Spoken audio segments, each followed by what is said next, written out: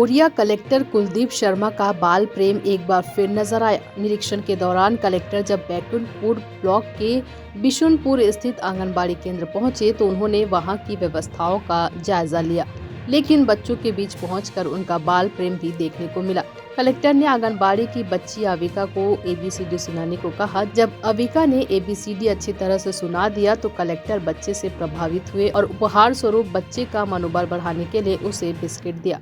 आपको बता दें, समय समय पर कोरिया कलेक्टर कुलदीप शर्मा का बाल प्रेम देखने को मिलता है। कभी यह कलेक्टर नेत्रहीन स्कूल के बच्चों के पास पहुंचकर उनकी समस्याओं को जानकर उसका निराकरण करवाते हैं, तो कभी स्कूलों में पहुंचकर कलेक्टर कुलदीप शर्मा बच्चों को पढ़ाते नजर आते हैं। कोरिया से अशफाक अहमद की रिपोर्ट।